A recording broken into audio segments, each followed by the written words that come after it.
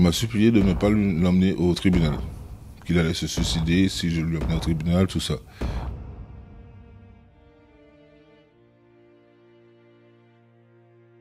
Bonjour, je suis Sullivan, président du collectif Solidarité Habitat. Je vais vous laisser le soin de vous présenter. Bonjour, moi c'est Isaïd Hugues, 31 ans et locataire de Duni. Enchanté. Alors, on est venu chez vous aujourd'hui parce que on s'était rencontrés dans le cadre d'une permanence à Duni, parce que le collectif Solidarité Habitat avait une permanence au centre Arc-en-Ciel pour recevoir les personnes qui rencontraient des problématiques liées à leur habitat. Et vous nous aviez fait part d'une problématique liée à de l'infiltration d'eau, des moisissures, différents types de problématiques. Est-ce que vous pouvez nous expliquer un petit peu dans quelles circonstances vous vivez avec votre famille ici à Duni, s'il vous plaît? En fait, on est arrivé à Duni il y a 5 ou 6 ans. On était dans un logement au rez-de-chaussée qui était rempli de moisissures, des rats qu'on payait à 780 € par mois. Donc, comme il y a ma belle-sœur qui est arrivée pour faire ses études de médecine, on a demandé au propriétaire d'avoir un logement plus grand. Il nous a proposé celui-là en pensant que ce logement-là était habitable et qu'il avait le droit. Donc on l'a pris. C'est un logement qui se trouve, on va dire, au sous-sol. Voilà, c'est au sous-sol. Pour lui, il dit que c'est un souplex. Donc on était d'accord pour le prendre. Et on a commencé à avoir des ennuis, de la moisissure partout. Après quelques mois, de l'humidité, des rats, plein de choses quoi. Qu'on pensait pas. C'était exactement la même chose qu'on avait là-haut, mais en 2 fois plus pire. Donc Comment ça, nous on a pu faire le tour un petit peu de l'appartement, donc on a vu qu'il y avait même le sol qui était mouillé. Je vous ai demandé si c'est parce que vous veniez de laver le sol, mais vous m'avez dit non, c'est des remontées d'eau permanentes. C'est ça. Donc toute la journée, le sol est humide. Le sol est humide, je ne sais pas pourquoi, ça sort du plancher, ça remonte. C'est tout le temps pareil. C'est tout le temps pareil. Donc, on a vu des moisissures dans l'encadrement des fenêtres et des portes aussi. C'est ça. Fenêtres, portes. J'ai refait l'appartement l'année dernière, en août plus précisément. Et aujourd'hui, c'est presque comme c'était avant. On a eu une inondation d'eau, on a eu plein de choses. Donc, perte de matériel, meubles, vêtements, papiers qu'on a dû refaire. J'ai pu voir qu'il y a une pièce qui est particulièrement touchée par ça. Déjà, quand on rentre, on sent l'odeur de l'humidité, de la moisissure. J'ai pu voir des paires de chaussures qui sont complètement infestées de moisissures aussi. J'ai vu un lit que je crois que vous avez démonté parce que pareil, il est humide, détrempé, avec de la moisissure partout. Est-ce que vous savez pourquoi cette chambre-là plus particulièrement que les autres? Non, en fait, le lit, il n'est pas démonté, il est complètement cassé. Avec l'humidité, avec l'eau qu'il y a eu, l'inondation qu'il y a eu, en fait, comme c'est pas un bon bois, donc il est vraiment cassé. Et en fait, il y a 2 chambres plus touchées, c'est ma chambre et la chambre de mon fils, qui est le plus touché. Je ne sais pas d'où l'eau sortait, c'est le sol qui a fait que se lever, et l'eau a commencé à remonter vers le sol. Donc... On a pu voir aussi dans la salle de bain qu'il y avait des remontées d'eau usée dans la baignoire. Vous m'aviez envoyé des vidéos. Est-ce que c'est quelque chose qui est récurrent, qui est fréquent? Et jusqu'où ça monte? Est-ce que ça déborde de la baignoire? Ça déborde de la baignoire. Ça déborde pas tout le temps de la baignoire, ça le déborde assez souvent. Et en fait, soit c'est la baignoire, soit c'est le chauffe-eau. Donc l'eau sale ressort en dessous du chauffe-eau, qui fait que toute la maison s'inonde. C'est les 2 endroits. Vous avez jusqu'à combien de centimètres d'eau à peu près dans l'appartement dans ces cas-là? On se croit aux Antilles, en temps d'onde tropicale ou de cyclone, ça nous arrive au pied, quoi. Ça couvre en pied, quoi.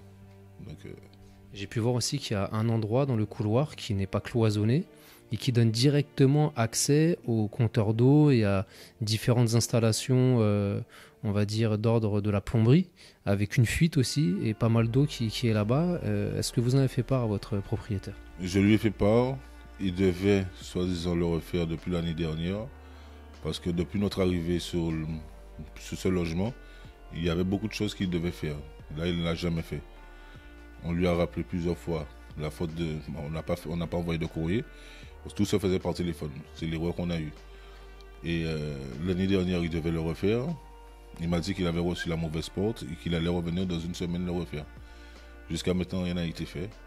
Donc, voilà, c'est ça. Il y a l'eau qui sort de la tuyauterie, justement. Il y a l'électricité au même endroit qui saute à chaque fois. L'appartement, justement, tout le temps, ça saute. On ne sait pas pourquoi. Même des fois, quand on ferme un placard, toute l'électricité saute. On a pu voir que le compteur électrique se trouve sur le palier, à l'extérieur de votre appartement, et que lorsque vous coupez l'électricité, ça coupe l'électricité des parties communes. Ça veut dire que l'électricité des parties communes est reliée directement à votre compteur électrique. C'est ça. Nous, on ne le savait pas. On a fait venir un technicien parce qu'on trouvait que on payait beaucoup d'électricité, environ 2600 €, plus les 100 € qu'on payait par mois. On a eu un rappel de 2600 €. Donc on a fait venir un électricien qui a vu que l'électricité de chez nous alimentait le bâtiment. Ça veut dire les parties communes, les portes qui restent constamment allumées, les détecteurs de l'extérieur, en fait tout. Toutes les parties communes sortent de chez moi. Alors vous m'avez dit lors de notre discussion aussi qu'à un moment donné vous aviez une dette envers votre propriétaire et qu'il vous a demandé en contrepartie d'exercer certains travaux. Est-ce que vous pouvez nous expliquer un petit peu ce qui s'est passé? En fait, mon fils, il est malade au cœur, donc il est né avec des trous dans le cœur, donc il devait se faire, faire des explorations assez souvent. Donc pendant un mois, on n'a pas pu payer le loyer justement pour qu'il puisse partir, vu que l'ancien appartement qu'on avait aussi de lui à Bagnolet, il y avait des problèmes de moisissure aussi pareil. Avec le même propriétaire? Le même propriétaire. Donc moi-même, j'étais hospitalisé au poumon parce que j'avais du mal à respirer et tout ça. Donc j'ai vu avec lui parce que je ne pouvais pas payer ce loyer-là. Il fallait que ma copine et mon fils puissent partir pour qu'on puisse trouver une solution. Et en fait, il m'a dit ok, il n'y a pas de souci. Et en fait, cette dette-là, il me l'a rappelé tout le temps. Il me l'a rappelé tout le temps. Donc il m'a proposé, quand je suis arrivé le premier jour dans l'appartement du haut, de couper les herbes. Donc j'ai fait les parties communes, ça veut dire l'élagage, le débroussaillage, le nettoyage de l'extérieur, nettoyage, ramassage des ordures qui traînent à terre, tout ça. Ensuite, la dame de l'étage a décidé d'arrêter. Donc il m'a rajouté qu'il fallait que je sorte les poubelles 2 fois par jour, 2 fois par semaine, nettoyage des cages d'escalier. Donc ce que je faisais chaque semaine. Et voilà. Vous avez fait ça pendant combien de temps? 5 ans. Pour éponger une dette de combien approximativement? 1400 €. Donc il nous a envoyé un courrier en disant son calcul entre guillemets que 1400 € pour ce que j'ai fait en 5 ans, parce que lui il n'est jamais là pour faire juste l'élagage, tout ça, ça me prenait une journée complète. Pour lui c'est juste 1 heure. L'élagage plus le débroussaillage. Pour lui, c'est juste 1 heure. Donc lui, il a compté ça comme ça, qu'en 5 ans, j'ai pas pu régler ma dette de 1400 €. Et là, vous continuez à le faire? Non.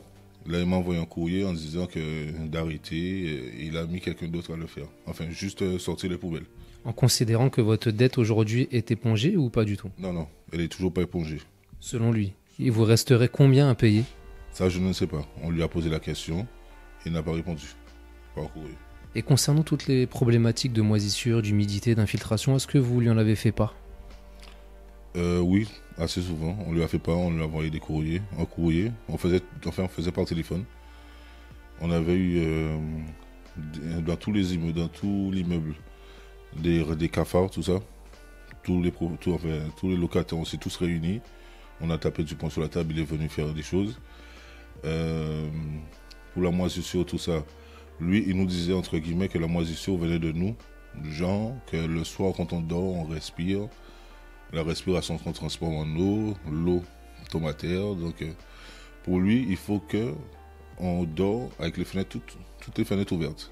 Alors j'ai une petite question, parce que là quand même on est dans une, moi j'appelle ça une cave, hein, c'est une cave qui a été aménagée en appartement. Est-ce que, parce qu'on a l'impression quand même que cet appartement n'est pas aux normes, quand on voit la taille des fenêtres, quand on voit les installations électriques, les installations relatives à l'eau, etc., on a vraiment l'impression, moi je ne suis pas expert, hein, mais on pourra éventuellement essayer de faire expertiser, que cet appartement n'est pas aux normes. Est-ce que cet appartement déjà est déclaré en tant que tel, en tant que un habitat compatible déjà avec la dignité humaine et capable d'accueillir une famille avec un bail locatif, etc. En fait, pour lui, il nous avait dit qu'il avait tous les papiers de la mairie, que la mairie avait signé les documents en disant que oui, que c'est un logement. Je lui ai demandé plusieurs fois la preuve de ce qu'il avance. Ça veut dire un document qui me prouve que le logement est habitable. Il n'a pas voulu me le donner, donc moi je suis parti à la mairie. J'ai vu certaines personnes qui m'ont dit que ce monsieur-là n'a aucune autorisation, voilà, aucune autorisation pour ce logement-là. Donc je l'ai appelé et je lui ai dit que voilà, je suis allé voir la mairie et je lui ai même envoyé un texte de loi qui disait que tout, que cave, sous-sol, tout ça, c'est inhabitable. Donc quand je lui ai envoyé ça, avant nous déjà, ici, il y avait déjà du monde. Et lui, il m'a dit que il a vu ça il y a une semaine, que ce qu'il ne devait pas le faire. Seulement une semaine. Donc voilà, il m'a supplié, parce que j'ai tous les enregistrements de notre conversation, parce que lui, il fait de même. Il m'a supplié de ne pas l'emmener au tribunal. Qu'il allait se suicider si je lui emmenais au tribunal, tout ça. Donc, son arrangement, c'était, il voulait qu'on trouve ça à l'amiable, qu'on arrange ça à l'amiable.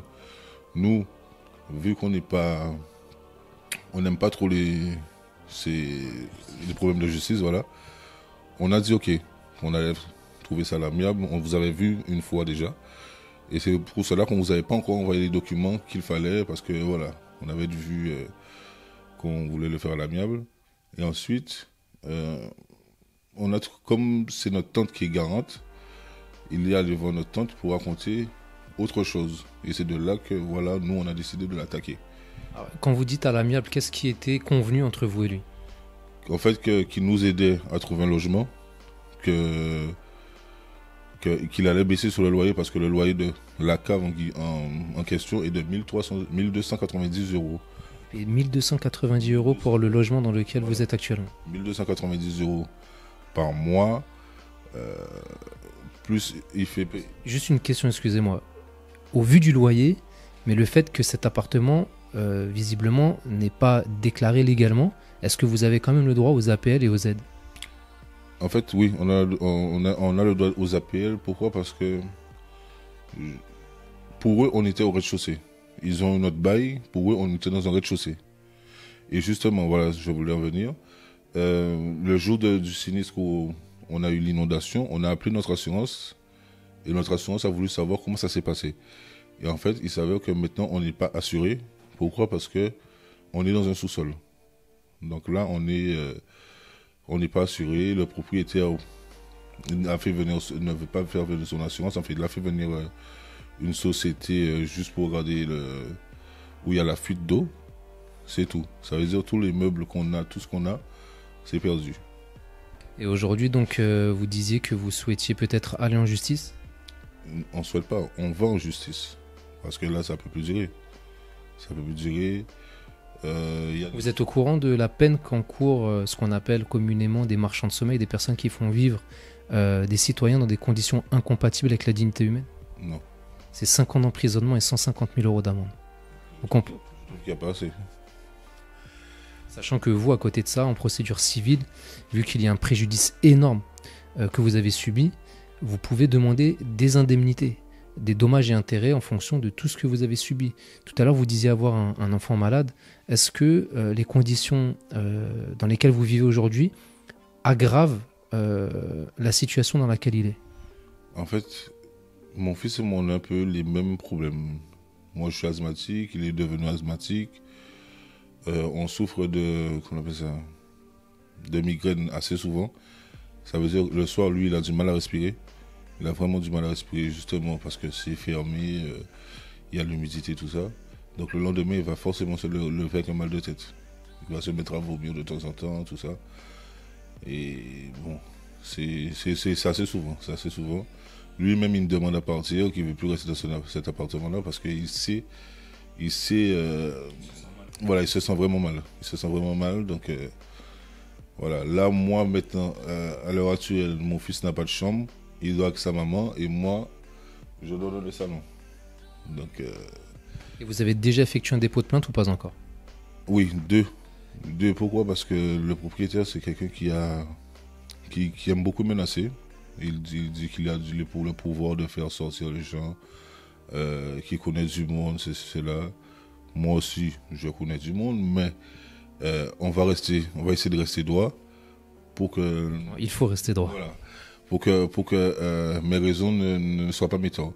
Donc, j'ai porté deux plaintes, une main courante avec la police qui est venue sur place pour faire l'état des lieux et une autre pour menace.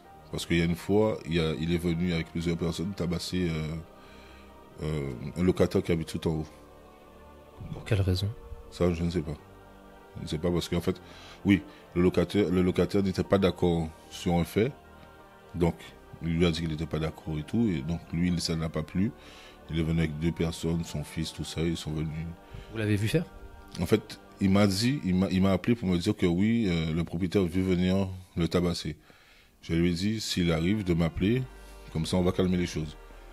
Il n'a pas eu le temps de m'appeler, ils ont débarqué, ils ont fait ce qu'il y avait à faire, et après ils sont partis. Et le lendemain, le propriétaire, il m'a appelé, genre pour que je puisse prendre sa défense, quoi. Oui, je m'excuse de ce qui s'est passé, voilà ce qui s'est passé. Donc, le locataire a déposé plainte? Il me dit qu'il a déposé une plainte, mais je ne pense pas. Il a peur des représailles? Représailles, je ne pense pas. Mais lui-même aussi, il est en procédure judiciaire avec le propriétaire. Donc, Vous savez combien d'appartements il a à peu près, ce propriétaire, en tout? Parce que vous me dites Bagnolet, Duny, est-ce qu'il y en a d'autres à votre connaissance? En fait, je ne connais que celui de Duny et deux logements qu'il a à Bagnolet où il y a un oncle à nous qui a un logement qui est insalubre aussi. Enfin, notre ancien logement, justement. Et est-ce que vous avez fait une demande de logement pour obtenir un logement social, par exemple? Oui, on l'a fait depuis l'année dernière. En fait, on l'avait déjà fait avant, mais on ne savait pas qu'il fallait renouveler chaque année. Donc, on l'a refait l'année dernière. Je suis avec toutes les photos, tout ce qu'il fallait à la mairie. Ils m'ont dit que c'était une urgence, que notre fils, même nous, on ne devrait pas rester là, que c'était une affaire de 1 mois ou 2 mois. Donc, j'ai encore envoyé mon fils aux Antilles avec sa maman, le temps que ça se fasse. Et il s'avère que jusqu'à l'heure d'aujourd'hui, on est ici toujours. Donc, vous avez essayé de contacter la municipalité? Tout le temps. Qu'est-ce qui vous répond? On a envoyé des courriers qui sont restés sans réponse. J'ai envoyé un mail. Le mail m'est retourné bloqué. Je ne sais pas comment ça se fait. Et voilà. C'est la seule personne à Duny qui fait son boulot, quoi. C'est la police municipale qui a fait son travail, qui est venue sur place, qui a pris les photos, qui a fait les attestations pour l'ARS, qui est avec nous justement, qui nous rassure, qui nous aide entre guillemets, quoi. C'est le chef de police. Vous me disiez aussi que les huissiers étaient venus et que l'ARS est censé venir, c'est ça? Voilà, on a mandaté un huissier pour faire un constat. Vu que l'ARS prend un peu de temps, ça se comprend avec le confinement qu'il y a eu. Donc ils prennent un peu de temps à venir. Donc on a fait appel à un huissier qui est venu hier constater, faire des photos pareilles. Et on doit recevoir son retour dans la semaine. D'accord. Mais au vu de la situation qui est quand même plus qu'urgente, il serait légitime que l'État, à travers la préfecture ou la municipalité, puisse vous trouver un appartement décent dans les plus brefs délais. En termes de procédure, je suppose que le propriétaire est au courant que vous avez fait des dépôts de plainte. Quelle est sa réaction et sa position actuelle? En fait, il ne croit pas que je l'ai fait. Il ne croit pas. Pourquoi? Parce que je lui ai toujours dit que... Il sait en fait que j'aime pas faire des papiers, que j'aime pas faire... des procédures, tout ça. Donc, je l'ai eu la semaine dernière et il m'a nargué. Alors, il est où votre avocat, ce que vos démarches, tout ça. Vous avez rien du tout. Donc, voilà quoi. Et avant de raccrocher, il m'a dit que vous allez recevoir mon courrier dans la semaine. Chose qui est arrivée. On a reçu le courrier pour mettre fin au bail. Alors qu'il devait justement, faire les réparations du préjudice qu'on a eu ou de nous reloger. Donc pour échapper à ça, il préfère mettre fin au bail. Donc là, vous avez un délai de combien de temps? décision à ce qui paraît, du maire adjoint de Djouni, l'ancien maire adjoint de Djouni. Donc là, il nous reste 3 mois. 3 mois. On a essayé de chercher des logements, mais appelé, on a rempli des documents, mais on ne peut pas les avoir parce qu'ils sont en confinement, enfin en télétravail, donc c'est pas possible pour le moment. Donc là, on attend de voir, quoi. En tout cas, de notre côté, Collectif Solidarité Habitat, si on est venu, c'est pour prendre votre témoignage, pour apporter la matérialité des faits à travers les vidéos. Et nous vous accompagnerons, que ce soit au niveau administratif ou au niveau judiciaire, parce qu'on a l'habitude aussi, à travers d'autres collectifs aussi, de pouvoir accompagner les victimes de ce type de préjudice dans les juridictions compétentes. Et on espère sincèrement qu'avec la nouvelle municipalité, parce qu'on sait qu'il y a eu les élections entre-temps, qu'il y a un renouvellement au niveau de la municipalité, que les personnes pourront prendre les mesures nécessaires à votre protection, à la protection de votre famille, parce qu'il est inconcevable aujourd'hui que vous viviez avec vos enfants, en plus avec des soucis de santé dans de telles conditions. Donc vous pouvez vraiment compter sur notre soutien. Nous n'hésiterons pas à vous accompagner, et je vais vous laisser le mot de la fin pour conclure, mais en espérant véritablement qu'une solution rapide et efficace sera trouvée. Je remercie le collectif d'être venu nous voir. Vous êtes justement l'une des 2 personnes qui se sont déplacées pour voir dans quelles conditions on vit, et on verra où ça mène. Voilà. Ok, en tout cas, nous vous souhaitons beaucoup de courage, et je vous dis à très bientôt pour la suite du dossier, et nous espérons que la loi s'appliquera et que le principe d'égalité sera au rendez-vous, et que vous pourrez retrouver un toit décent très rapidement. Quelques jours plus tard, la famille a reçu le rapport de la visite de l'huissier. Il notifie dans son procès verbal de constat les mêmes éléments comme: sur place, je constate que le logement se situe au sous-sol de l'immeuble. Je note dans le salon qu'une prise est descellée du mur. Je note de fortes traces d'humidité, notamment au coin du mur. Sous l'escalier, je note que le sol est à l'état brut. Je relève la présence d'eau sur le sol et de tuyaux visibles. Aucune trappe ne cache cet endroit. Dans la première chambre, je relève la présence de moisissures sur l'ensemble des murs, et notamment au niveau des plinthes et des contours de fenêtres. Je note que la peinture est fortement écaillée et que la plinthe est désolidarisée du mur. Dans le couloir, au niveau de l'entrée de la salle de bain, je constate la présence d'infiltration d'eau et de moisissures. La peinture est fortement abîmée sur le bas du mur. Dans la salle de bain, je note la présence d'infiltration d'eau. La baignoire est fortement salie par les remontées d'égout. Je me rends dans la chambre du fond, je constate que l'intégralité des murs est recouverte de moisissures. Dans la cuisine, les contours de fenêtres sont fortement écaillés. Je note que l'ensemble de la cuisine est sale et insalubre. La peinture gondole sous l'humidité. Je relève également un jour au coin de la porte d'entrée qui ne ferme pas intégralement. Pour finir, dans les parties communes, je constate que lorsque l'on coupe le compteur des parties communes, cela coupe l'ensemble du logement des requérants. Je note que dans l'ensemble du logement, une très forte odeur d'humidité est présente. Nous resterons très attentifs à l'évolution du dossier et resterons aux côtés de la famille pour l'aider à faire valoir ses droits.